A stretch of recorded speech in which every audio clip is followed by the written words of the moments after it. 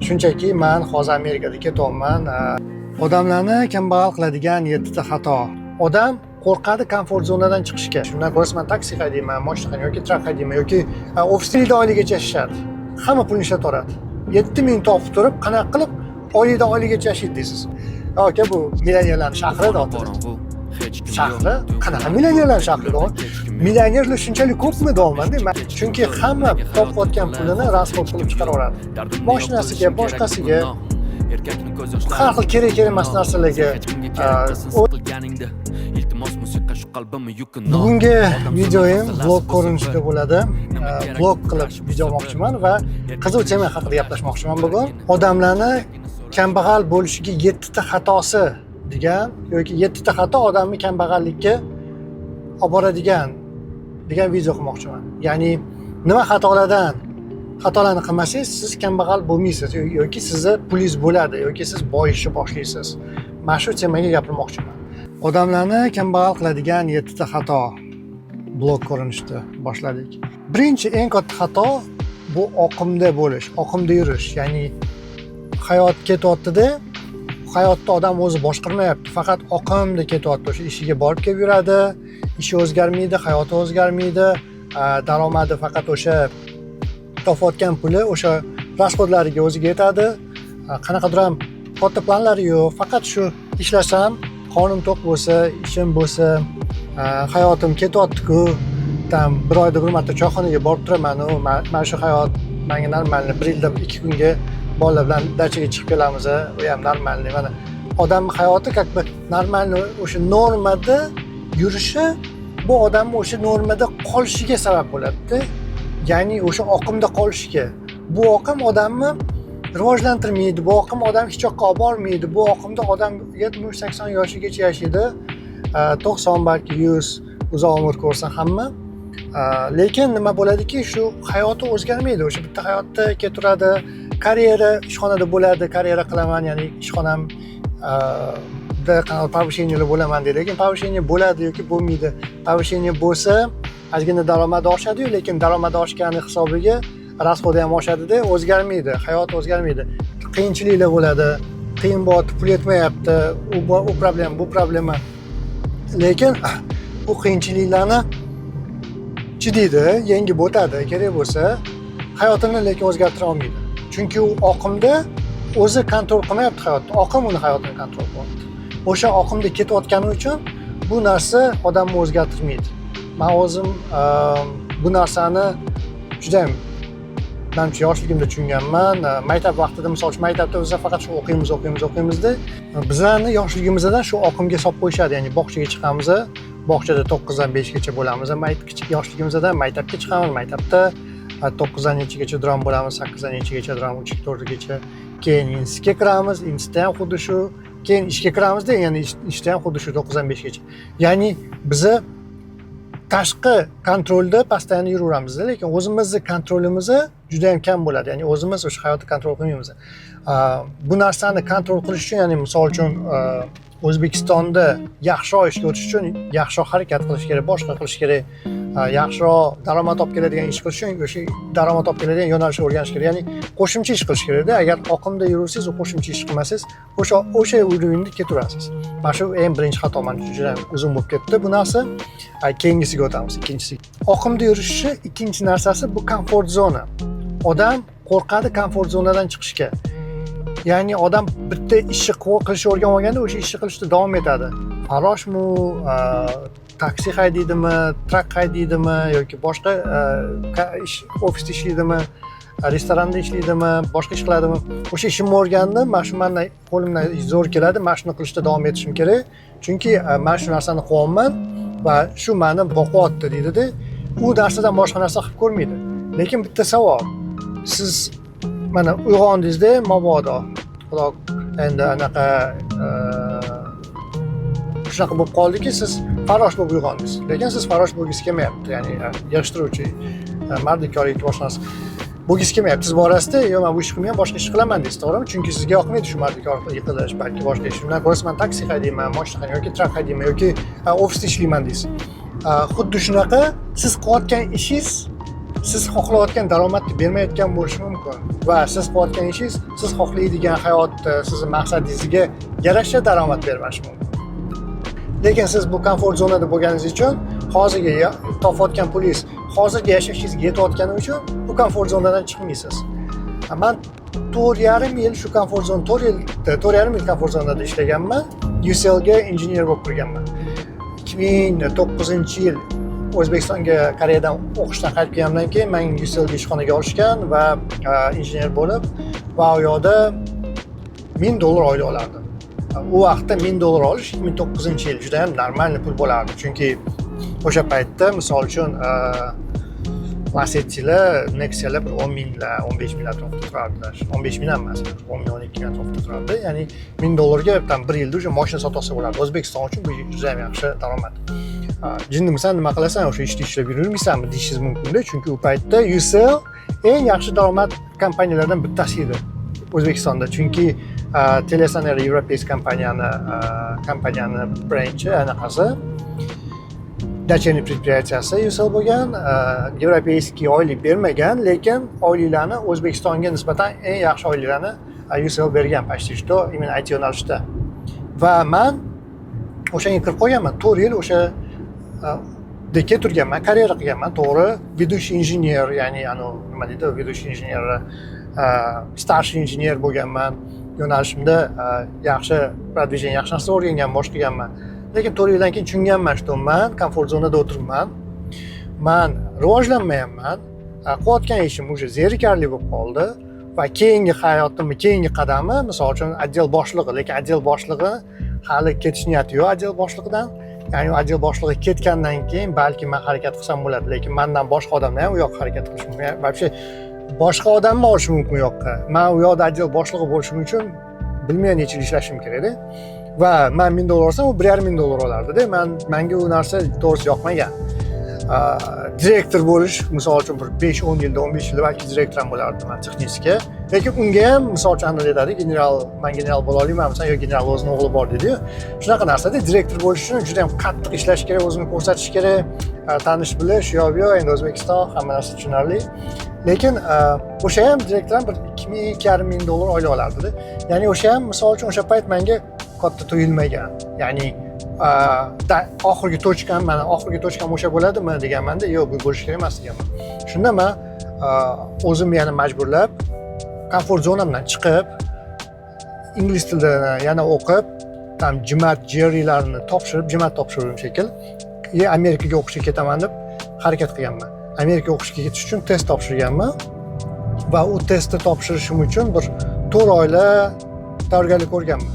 Uni ustiga u komfort zonadan chiqish mayli, men birinchi marta o'sha 3-marta Amerika harakatim bo'lgan, yana отказ olganman va o'shadan keyin, u откazdan keyin ko'plab misol uchun men bunaqa narsa qilmayman, значит, peshonamda yo'q ekan deb misol uchun zatsa qilishim mumkin. Yo'q, men nima bo'lsa ham shu narsani qilishim kerak, ketishim kerak deb turib, добиваться qilganman-da, o'shani nima qilsam ham qilaman, ketaman degan anaqada bo'lganman. Amerikaga bar 4-urinishda men keta olganman. Komfort zonadan chiqish o'sha bo'ladi. Ya'ni siz hozirgi narsangizni tashlab, keyingi narsaga o'tib ketishingiz. O'shanda men O'zbekistonda hamma narsani sotganman. Qo'shimcha bitta uy arendaga berib qo'ygan uyim bo'lgan, kreditga olganman, yosh oila kredit. Buni sotganman, mashinamni sotganman, Lacetti bo'lardi, oq Lacetti. Hamma kompyuterlarimgacha sotib olganman. Mana shu hamma pulimni olib, scholarship 40% bo'lgan, 60% men o'zim to'laganman. To'layman, anaqa qilib ketganman Amerikaga. 0 dan boshlaganman. Kelib turib 0 dan boshlaganman. Necha pul birinchi oyligim bo'lgan deb o'ylaysiz? Universitetda o'qib yurganda stajirovka ishga kirganman, $1,800 olganman. $1,800, $1,000ni men uyga arendaga to'lardim. $800 qolgan hamma narsaga ketish kerak edi. Benzin, oilamni olib kelib olganman u paytda o'sha, yarim yildan oilamni olib kelib olganman. Oilamga pul kerak, oilamni boqishim kerak, tam.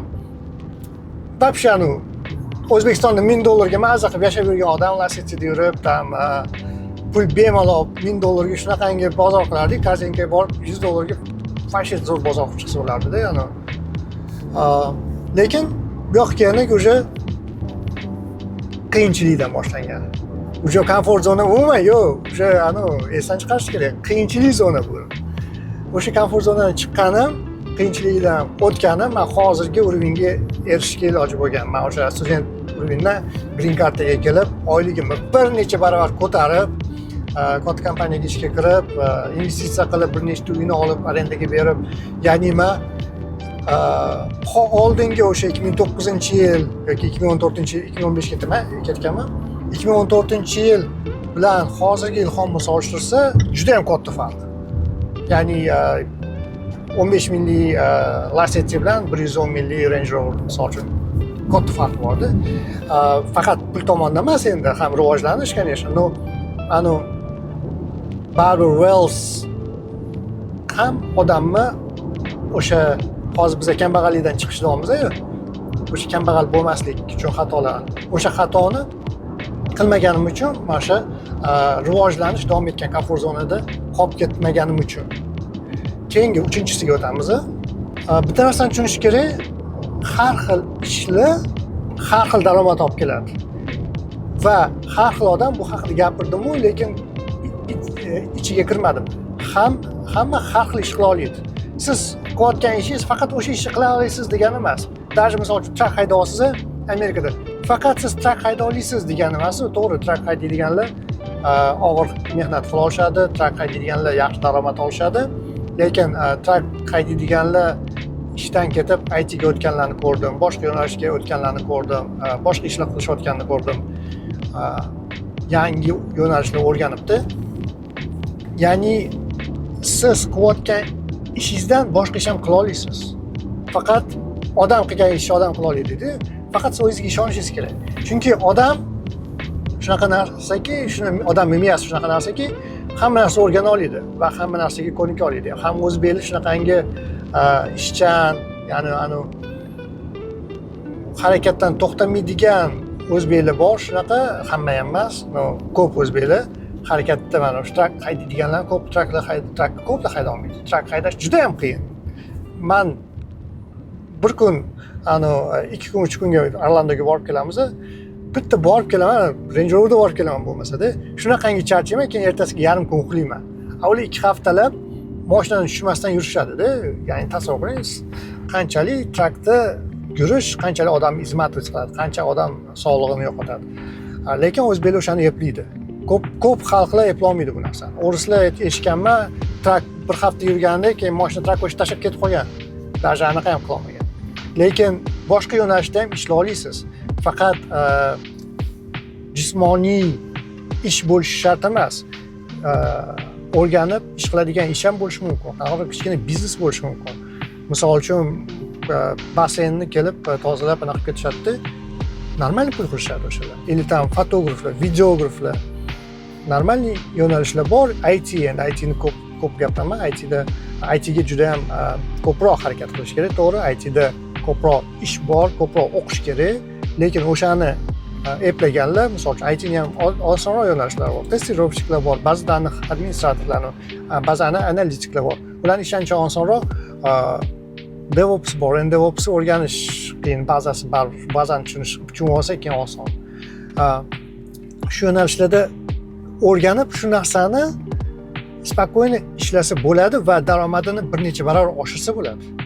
Ya'ni siz agar to'g'ri trakdan oshirish qiyin, balki 2 barobar oshirsangiz bo'ladi. ITda senior injener, starshий injener bo'lsangiz, lekin tam misol uchun dastavkada ishlayotgan bo'lsangiz, 3-4 mingga spokойно ITda va boshqa yo'nalishda 8 ming, 10 ming o'rtacha injener bo'lib ham topsangiz bo'ladi oyiga. Lekin buning uchun dedication kerak. O'sha yarim yil, 1 yil o'qib, o'rganib, harakat qilib, to'xtamasdan o'sha harakatda davom ettirib, o'sha yo'nalishga o'tsangiz bo'ladi. Siz qilayotgan ishingiz butun umr qilishingiz kerak degani emas. Shu narsani tushunishingiz kerak. Bu ko'plarning xatosi, men shu ishga kirganman, yoshligimda shu ishni qilaman, bo'ldi, bu ishdan keta olmayman degan fikrda bo'lishadi. Tak. Keyingi 4-inchisi. Bu narsani men o'zimga ham o'qtirib kelishga harakat qilaman, ya'ni biznes yo'nalishini. Biznes qilish juda ham ko'p mehnat, vaqt va ish talab qiladi va mehnat va risk talab qiladi. Ya'ni biznesda shunaqangi narsaki, biznes qilganda aniqlik yo'q. Ya'ni siz 9 dan 5 gacha ishlasangiz, Toshkentda bo'lib O'zbekistonda 9-6 gacha ishlasangiz, oyligingizni oldingiz bo'ldi emasda. Biznesda siz o'sha biznesingizni sota olsangiz, produktingizni sota olsangiz, ishingizni qila olsangiz, pul ishlaysiz. Agar biznesingiz uspешный bo'lmasa, pul yutqazasiz yoki pul yo'qotasiz. Shu tomoni bor, lekin biznesni daromadi cheksiz. Ya'ni siz misol uchun agar ko'rgan bo'lsangiz, trak haydashni boshlaganlar ko'plar trak kompaniya ochishadi, trak dispetcherskiy ochishadi, keyin trakda o'zini traklarini olib arendaga berishadi. Ya'ni qanaqa bizneslar qilishadi-da. Men o'zim bir nechta biznes qilishga O'zbekistonda o'sha UCLda ishlab yurganimda ham tipografiya ochganman, video studiya ochganman. Qanaqa qo'shimcha bizneslar qilardim. Anaqa chet eldan texnika olib kirardim. Ya'ni qanaqadir o'shanda asosiy ishimdan tashqari anaqa bo'lgan ekanman-da. Nima deydi, tinchimagan bo'lgan ekanman-da. Hozir misol uchun mana blog qilaman. Qanaqadir o'zim produktimni mana shu blog orqali keyinchalik sotirish maqsad ochuvchasiga yetaman. Ya'ni men bu narsada prosta boshlanganda odamlarga foydali ma'lumot berish edi, lekin keyin mana oxirgi yarim yilda tushundim, Instagramdan chiqib ketgandan keyin, agar bu ishimni qilayotgan vaqtimni evaziga hech nimadir olmasam, motivatsiyam tushayotganda bu narsani tashlab yuborar ekanman. Instagramni ham xuddi shunaqa tashlab yubordim, yarim yil maza qilib yashadim, qolgan ishimni qildim. Rivojlandim o'zim. Juda ham bu haqida alohida video qilaman. Lekin eng zo'r narsa nima bo'ldiki, men tushunib yetdimki, что bu ham biznes. Instagram, YouTube olib borish, buni ham qanaqadir monetizatsiya qilish kerak. Bu narsa menga ham foyda olib kelishi kerak va meni kuzatuvchilarimga ham foyda olib kelishi kerak. Keyin ikkinchi narsa o'yladim, bu foydali narsa eng foydali bo'lishi kerak. Men mana shu narsa ustidan ishladim. Bu alohida tema, buni alohida gaplashamiz. Shuning uchun biznesni mana shu ham hozir biznesga aylantiryapman, hozir qilayotgan ishimni. Biznesni sekin qilishingiz uchun siz ishingizdan ketib bo'ldi, men yotib olib biznes qilaman deyishingiz kerak emas. Siz ishda ishlayotgan vaqtingizda qo'shimcha daromad qilishingiz mumkin. Qo'shimcha biznes qilishingiz mumkin. O'sha men O'zbekistonda yurganimda qo'shimcha tipografiya ochganman, video studiya, video foto studiya ochganman.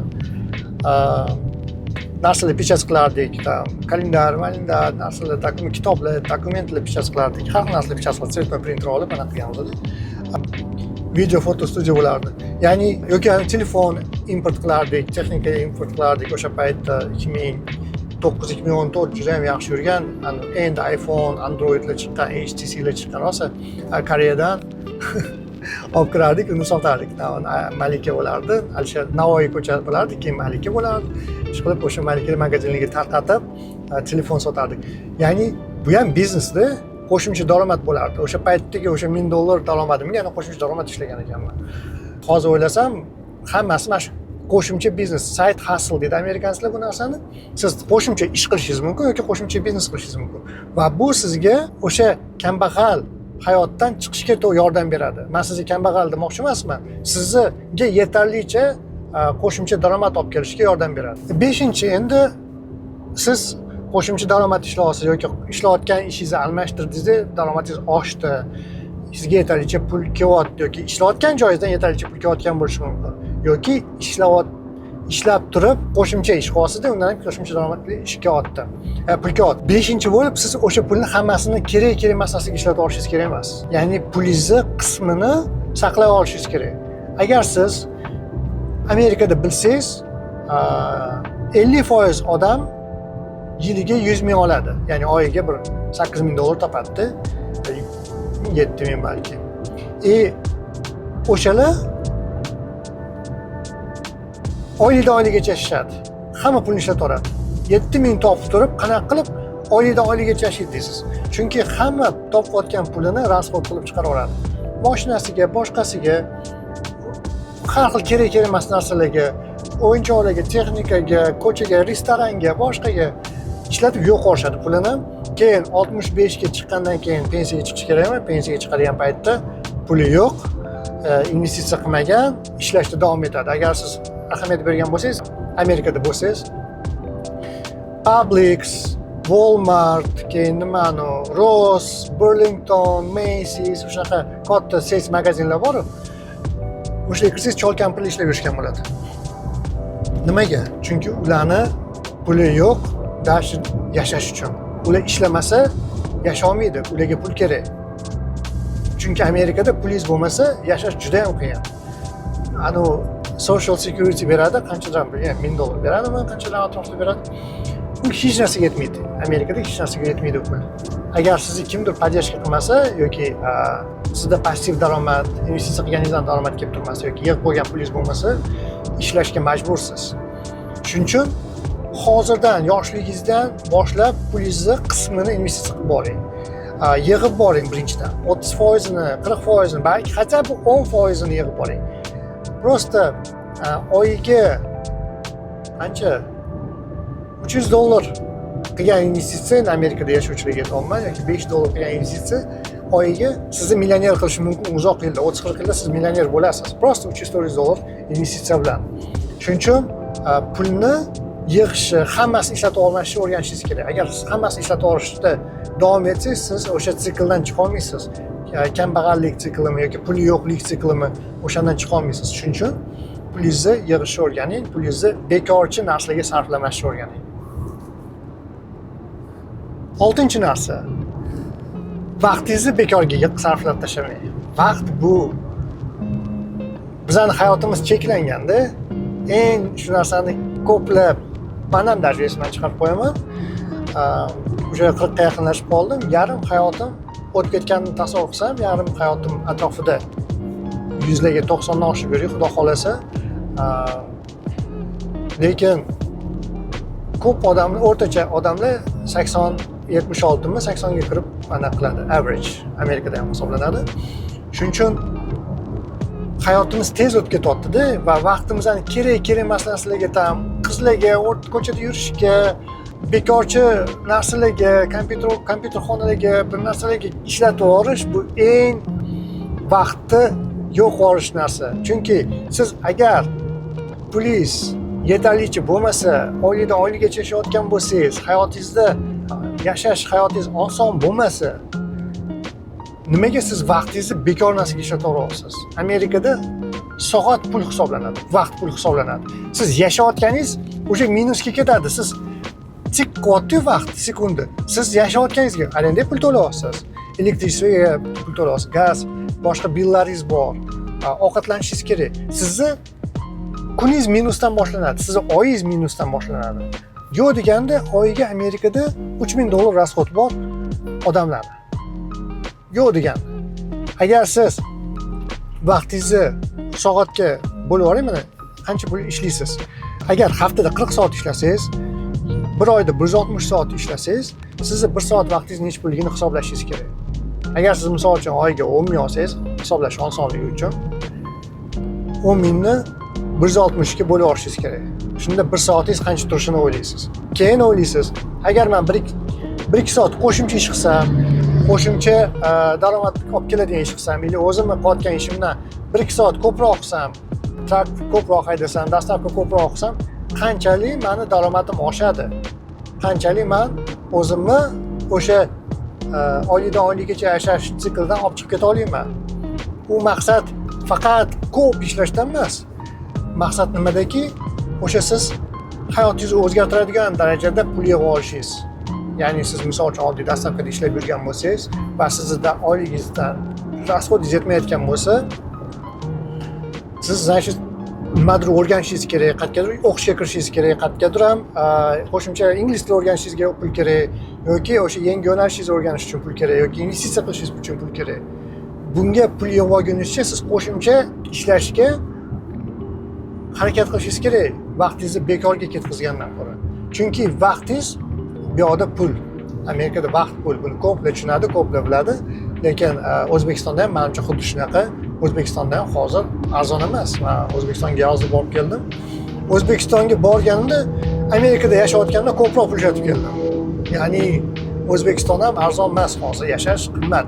Nimasi yaxshi? Endi O'zbekistonda hamma o'zining uyida yashaydi, ota-onasining uyida yashaydi yoki yoshlar misol uchun rasxodi yo'q uyga to'laydigan. Biz bu yoqda misol uchun men mortgage to'layman, kreditga olgan uyimni pulini to'lashim kerak har oy. Agar men uni to'lamasam, bank meni uyimni qaytarib olib qo'yadi. Yoki boshqa anaqalar bor.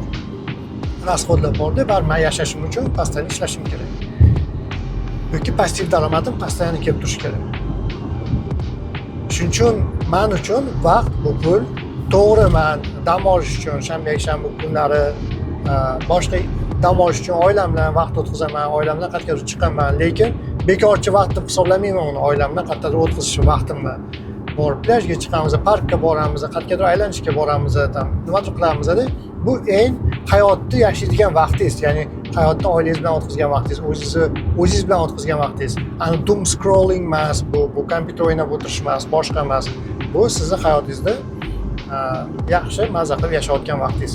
Va bu oddiy qilib aytganda g'animat, chunki bizning umrimizning qanchaligini faqat Xudo biladi va hayotda xohlagan maqsadlarimizga erishishga ulgurishimiz kerak. Xohlagan hayotimizni qurishga ulgurishimiz kerak.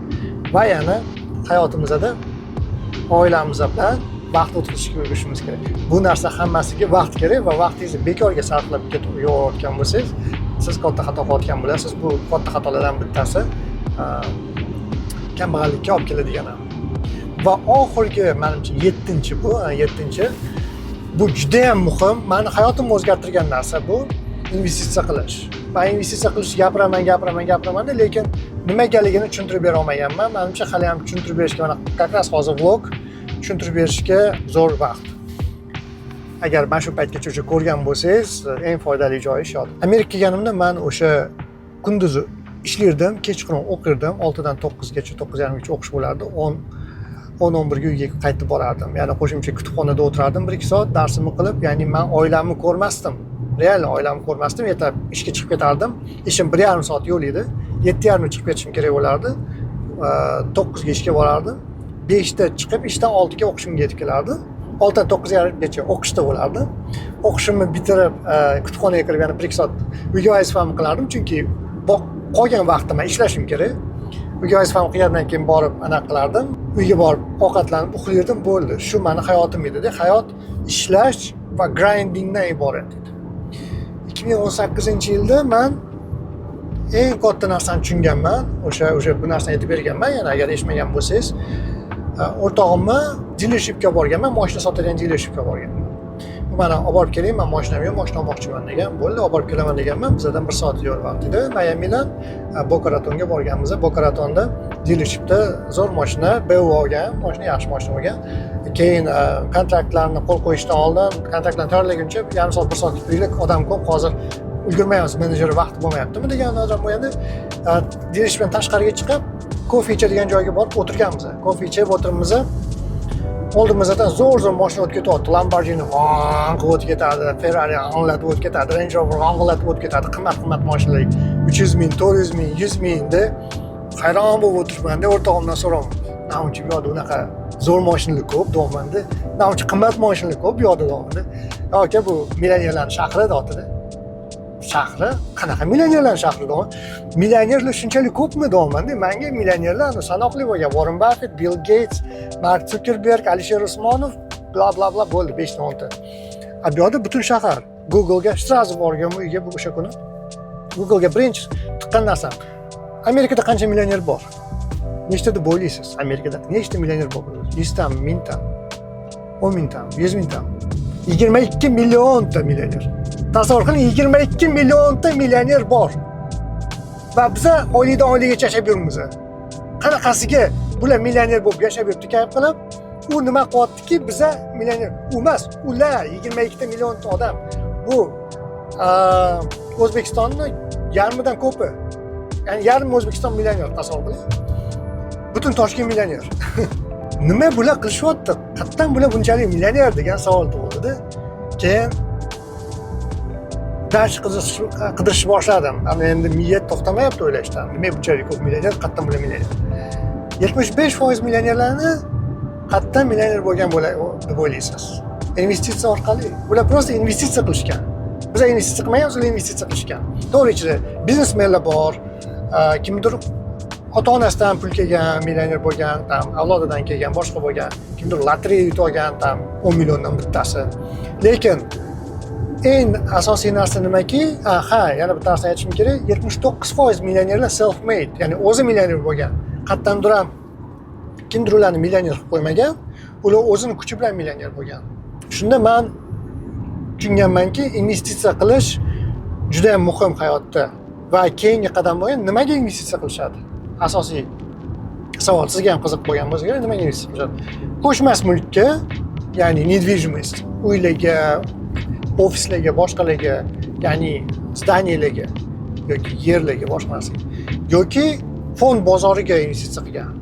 Eng ko'p investitsiya qilingani bu real estate, ya'ni ko'chmas mulk va fond bozori. To'g'ri, boshqa narsalar bor, tam biznesga qilgan, kimdir boshqa narsa qilgan, kimdir biznesi bor. Lekin hammasi investitsiya qilgan. Va shu narsani tushundimki, agar men ham millioner bo'lgim kelsa, men ham investitsiya qilishim kerak. Va so'zim ko'p gapiryapman. Kelish kerak naryapman. Lekin eng qiziq joyi nimadaki, men ham o'sha payt investitsiya qilish boshlaganman. Men juda ham qiziqib ketganman. Qancha pulim bo'lsa ham investitsiya qilaman deganman, shaxsiy finansni polni o'rganish boshlaganman. Oyligimni, hamma rasxodlarimni kontrolga olganman. Oyligimdan $1000, hatto $1,500 investitsiya qilish boshlaganman. O'sha u payt oyligim 4-5 mingga yaqinlashib qolgan. Oyligim yaxshi edi.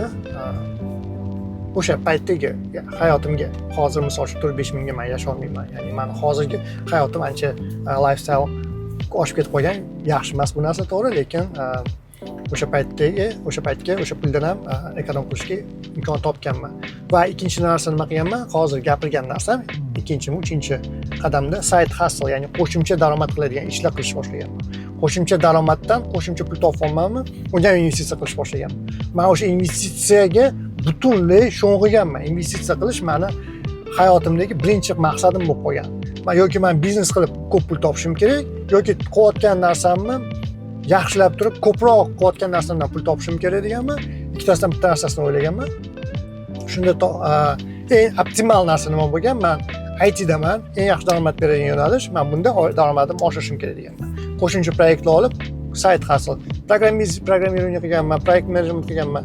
Qo'shimcha proyekt olib kimlargadir qilib berish boshlaganman. Komanda qilganman, undan daromad qilish boshlaganman. Ya'ni daromadimni oshirib borganman va kelgan pulni nima qilganman deb o'ylaysiz? Investitsiya qilganman. Birinchi uyimni sotib olganman. Birinchi uyimni sotib olgandan keyin 1 yil yashaganman-da, birinchi uyimni $60,000 down payment bilan sotib olganman. Bitta $60,000 bitta 1 yilda yig'ilgan. Keyin yana 1 yil Covid payti bo'lgan, как раз таки o'shanda yana bu narsani davom ettirganman. Investitsiyani davom ettirishim kerak deganman. Qo'shimcha daromadimni ko'paytirishda davom etganman, lekin men nima imенно narsa qilganman? Ya'ni trading qilishadi kimdadirlar, men ham misol uchun trading qilishim mumkin bo'lgan, olib sotib ko'paytiraman. Yo'q, men vaqtimdan eng unumli foydalanish yo'lini qilganman. Ya'ni men agar trading qilib o'tirsam, misol uchun $50,000 bilan men 50 ming topishim qiyin 1 yilda. Lekin men o'sha vaqtimni o'zim IT yo'nalishimda proyekt qilib, ishlayotgan ishimda qilsam, 100 ming, 150 ming, 200 mingdan topishim mumkin deganman. Nima qilaman men vaqtimni buni boshqa narsaga ishlatgandan ko'ra, endi men shu eng ko'p daromad olib keladigan o'sha vaqt menga ish bilan shug'ullanaman deganman. Shuning uchun men tradingni unchalik yoqtirmayman, chunki trading vaqt olib qo'yadi, juda ham ko'p konsentratsiya, juda ham ko'p o'qish, boshqa narsa olib qo'yadi va riski baland. Men esa riski past. Men qancha proyekt qilsam, pulimni olaman. Qancha ish qilsam, qancha ishxonamda ish qilsam, uni pulimni olaman. Pulim hech kim olib qo'ymaydi, menga pul to'lamay qolmaydi. Menga u pul обязательно keladi. Short bo'lib ketib qolmaydi pul, tushib ketib qolmaydi narxi, boshqa bo'lmaydi. Shunda investitsiya qilishni davom ettirganman. 100 mingdan oshiq pul investitsiya qilganman. Covid paytida va Covid paytida stoklar вообще tushgan. Hozir mana tarif o'rsi bo'lyapti, stoklar tushgan payt, hozir investitsiya qilishga zo'r vaqt. Yana tushish ehtimoli bor, lekin bu ekonomikada bilib bo'lmaydi. Men o'sha qilish boshlaganman, pulimni qo'yish boshlaganman fond bozoriga. Keta qolay. Fond bozoriga qo'yish boshlaganman pulimni, chunki o'sha fond bozori tushgan payt eng zo'r vaqt investitsiya qilishga. Chunki fond bozori qaytib ekonomika yurib ketgandan keyin yurib ketadi. Amerikan ekonomikasi 100 yillab, 200 yillab bu ekonomika tushib chiqib yuradi. O'shanda eng katta daromad bo'ladi. To'g'ri, hamma stoklar chiqmaydi, yurmaydi. Bir xil stoklar bankrot bo'lib ketib qolishi mumkin, bir xil kompaniyalar stok ko'tarilmashi mumkin, stok tushib ketib qolishi mumkin. Lekin to'g'ri strategiya bilan to'g'ri o'rganilgan bu narsani o'sha qatga investitsiya qilishni men bilaman va o'shanga nisbatan men daromadim oshib boradi va Covid paytida eng zo'r o'sish bo'lgan, nima qilganman deb o'ylaysiz? Shundoq hamma aksiyalarni sotganman-da, ikkinchi uyimni sotib olganman. Ikkinchi uy sotib olgandan keyin ikkinchi uy remont qilganman, yashaganman. 1 yildan sal oshiqroq nima qilishga davom etganman deb o'ylaysiz? Investitsiya qilishga davom etganman. Investitsiya qilishga davom etib turib, biznesga investitsiya qildim, boshqa narsaga investitsiya qildim. qo'shimcha proyektlarimni to'xtatmadim. Men aytgandek, proyektni hech qachon to'xtatmayman. Har doim qo'shimcha meni daromadimdan, bo'lmasa ishxonamdagi daromadim juda ham yaxshi deb hisoblayman. Daromadimdan tashqari yana qo'shimcha proyektdan pul olib kelib turaman, ya'ni olib turaman. U pulni hammasini investitsiya qilaman. 5 ming topdimmi bir oy investitsiya qilaman, 10 ming topdimmi investitsiya qilaman. Qancha bo'lsa ham investitsiya qilaman. Chunki bu meni qo'shimcha kelayotgan pulim va bu meni kelajagimni yashirgan. O'shanda ikkinchi uyimda 1,5 yil yashadimmi, investitsiya qilgan pulim yana o'sdi, yana ko'tarildi, yana daromad qildim. Bitta biznesga tiqdim, undan ham normal summa keldi. 3-uyimni sotib oldim. 3-uyim qayerda bo'ldi deb o'ylaysiz?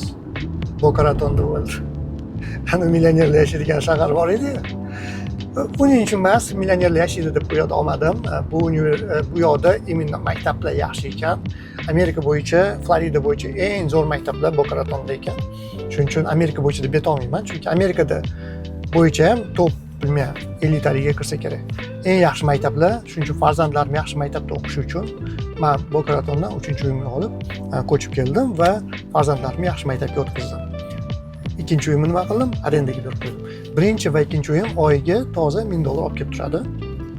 Bu meni passiv daromadim hisoblanadi. Undan tashqari bu uylar narxi oshib boryapti va arendada yashayotgan odam meni kreditimni to'lab olyapti. Men uylarni 500 mingga, 600 mingga naqd sotib olmaganman, hammasi kreditga olganman. Kredit bu alohida tema. To'g'ri, kreditga olish hamma har xil qaraydi, shar'iy tomondan qaraydi, boshqa tomondan. Lekin bugungi Amerikada mana shu strategiya odamlar millioner qilyapti va men o'sha narsa men uchun to'g'ri deb o'ylayman. Bu yoqda uy olingan, uy ipoteka hamma joyda O'zbekistonda ipoteka bor. Misol uchun ipotekaga men boshqacha qarayman, hamma har xil qaraydi. Men o'zim uchun o'sha bank menga bergan qarzini qo'shimcha foydasi bilan qaytarib berishim men uchun to'g'ri deb hisoblayman. Bu ham alohida tema. Lekin investitsiya qilish haqida o'sha katta chekinish bo'ldi. Kambag'allikdan olib chiqadigan narsa, meni real kambag'allikdan olib chiqqan narsa bu investitsiya bo'ldi. Chunki o'sha payt men nima qilishni bilmasdim. Oylikdan oyligacha yashaydim. O'sha 4,000 5,000 o'tgan paytim ham daromadim faqat shu rasxodimga chiqib ketardi. Qo'shimcha daromad qilishni o'ylamasdim dash. Qo'shimcha daromad qilsam, nima qilaman? Uni ham baribir ishlatib olaman dedim. O'sha paytda mashina olganman, ya'ni yangi mashina olganman, misol uchun Mazda CX-5 olganman. Rasxodim, ya'ni kelgan pulim hammasi ketgan. Lekin siz o'sha qo'shimcha kelayotgan daromadingizni investitsiya qilishni boshlasangiz, shundagina hayotingiz 190 gradus, 180 gradusga aylanadi. Ya'ni pastga ketayotgan tepaga qarab ketadi. Chunki u yig'ilayotgan pul, o'sayotgan, ko'payayotgan pul sizni hayotingizni o'zgartirishni boshlaydi.